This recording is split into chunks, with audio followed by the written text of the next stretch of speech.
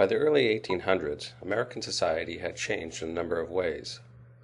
In the Revolutionary era, Americans have boldly experimented with the creation of new forms of government, based on the idea that men could and should control their own destinies, that it was possible to create a more perfect political order. This gamble was affirmed by the establishment of the Constitution, which created an effective central government, and by the military successes in the War of 1812 that strengthened Americans' confidence in their new nation.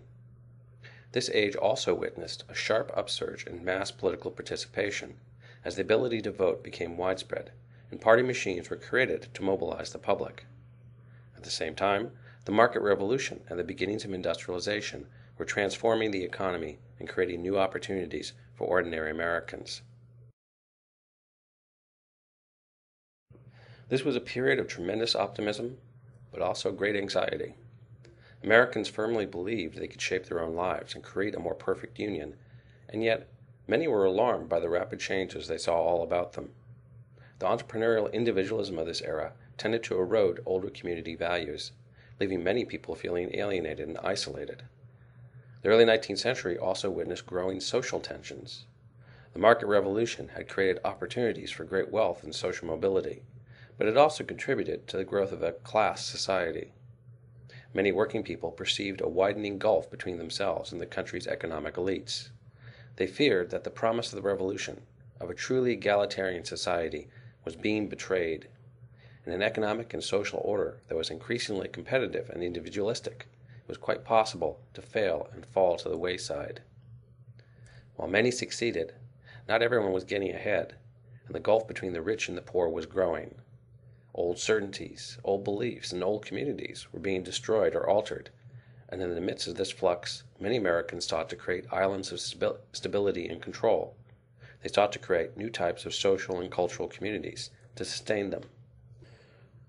This search for social order undoubtedly contributed to the tremendous upsurge in religious enthusiasm that historians refer to as the Second Great Awakening.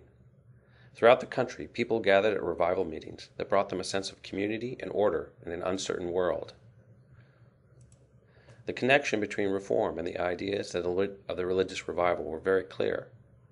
A God that has given humanity free will to achieve his or her salvation was also a God who expected that people should act in a Christian manner, to actively uplift their fellow man, to act upon their principles in reforming society. The reform impulse was fed by an upsurge in millennial thought. In other words, the expectation that Christ would very shortly appear upon the earth, and a 1,000-year reign of peace and prosperity would follow. These ideas were particularly significant in their postmillennial form, which was a religious doctrine that held that humans did not have to simply wait for God to appear, but that they could prepare the way for his coming. They could reform society and create this Christian utopia with their own hands. The responsibility was on human shoulders.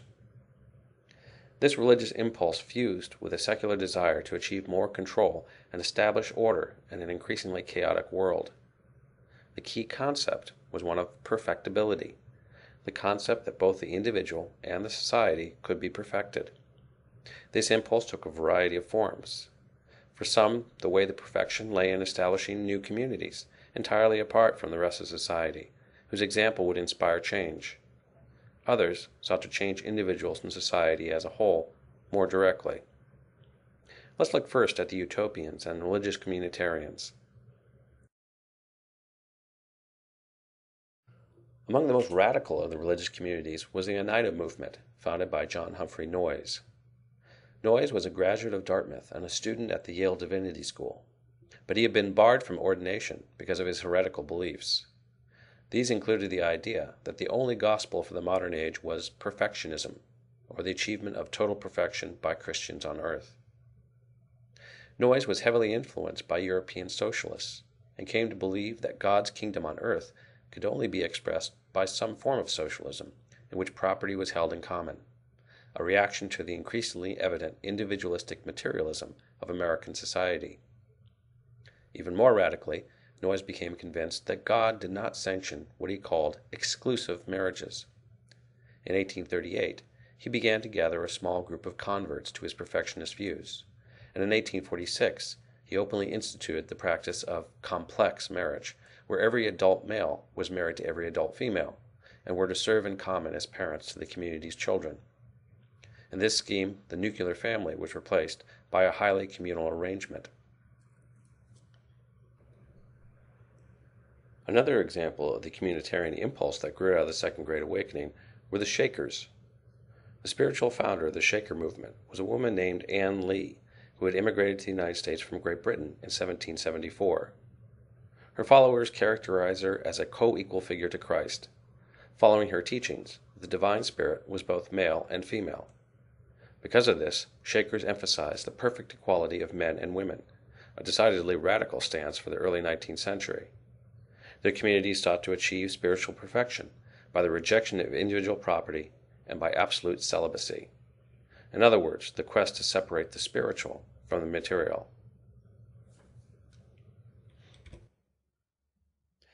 The Church of the Latter-day Saints developed as well during this era. This distinctly American religion was founded by Joseph Smith, a farmer from western New York. He claimed to have found a cache of golden plates containing divine revelations, and in 1829 this testament was published as the Book of Mormon. Soon after the publication of this document, Smith began to organize his church. Leaving New York, he and his followers settled first in Ohio and then in western Missouri. Like the other religious utopian movements of this period, they developed a communal economy. And, like these other movements, they also experimented in establishing new forms of family organization with the adoption of plural marriages, one man, many wives. In contrast to the gender equality of the Shakers, women were considered to be distinctly subordinate. While their numbers grew quickly, they faced escalating hostility from outsiders. In part, this stemmed from their use of plural marriages, but even more so from their political activism. The close-knit Mormon community tended to vote as a bloc, giving them considerable political clout wherever they settled. Smith himself was a controversial figure who was accused of trying to establish his own theocratic state. Driven from Missouri in 1838 by vigilante violence, the Mormons created a new community in Nauvoo, Illinois, but local conflicts erupted once again. Joseph Smith himself was assassinated by an angry mob in 1844. And in 1846, the church, now under the leadership of Brigham Young, decided to relocate to the Great Salt Lake Basin outside the boundaries of the United States. There they created the independent state of Deseret, and within a decade, some 90 communities have been settled. The arid climate of the region strengthened rather than diminished the Mormons' community and the power of the Central Church, because it forced them to act cooperatively in creating a tremendous irrigation system.